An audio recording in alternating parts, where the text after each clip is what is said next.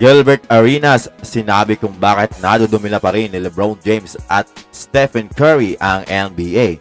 Sixers pinagmulta. Tapos na ang buwan ng January, kaya i-recognize natin ang nag-perform ng maayos.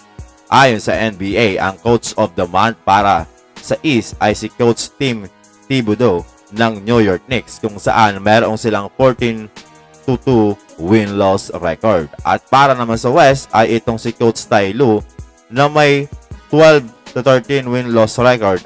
At para naman sa mga Player of the Month sa East ay itong si Donovan Mitchell ng Cleveland Cavaliers, kung saan nag-a-average nga siya ng 28.6 points, 5.2 rebounds, 7.6 assists. At ang Cavs ay may 11-2 win-loss record ngayong buwan ng January.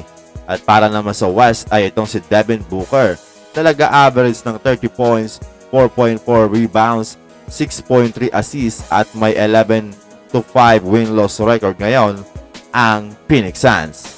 Isa sa mainit na issue ay patungkol kay Joel Embiid na sinasabing tinatakasan nitong makaharap si Nikola Jokic at kinall out pa nga siya ni Kendrick Perkins at itong si Coach Mike Malone na bigla na lang hindi makakapaglaro at sinasabing may injury.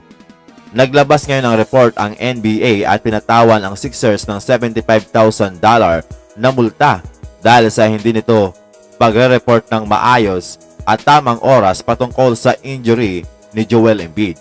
Hindi rin siya nakapaglaro kontra Blazers pero nakapaglaro siya kontra Golden State Warriors. Yun nga lang, nalagalan siya ni Jonathan Kuminga at na-injured. Kaya hindi pa natin alam kung kailan siya muling makakabalik sa laro. After ng injury na yan, ay nagbago ang opinion ni Kendrick Perkins at sinabing dapat daw sa Sixers ay pagpahingahin na itong si Joel Embiid ngayong season at bumalik na lang kapag healthy na next season, kung saan wala na itong iniindang sakit or injury. Ano ang masasabi niyo mga amigo sa take na ito ni Kendrick Perkins? Dapat na bang pagpahingahin itong si Joel Embiid? Samantala, gumawa naman ng sariling hot takes itong si Gilbert Arenas sa kanyang show patungkol kung bakit ang mga matatandang player sa NBA gaya ni LeBron James at Stephen Curry ay still dominating the NBA. Dito sinabi ni Arenas, during training camp ay doon ka nga daw mag-aaral kung ano yung mga plays na dapat mong matutunan, tapos pagtapos na yung training camp at oras na ng play ay yung napakasimple lang daw na 5 out ang natutunan mo.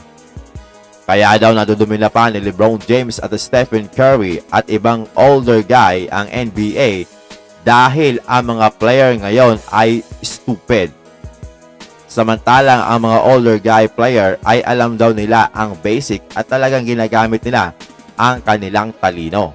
Ito rin daw ang rason kung bakit ang Euro ay nadudumi na ang basketball, dahil sa alam nila ang basic.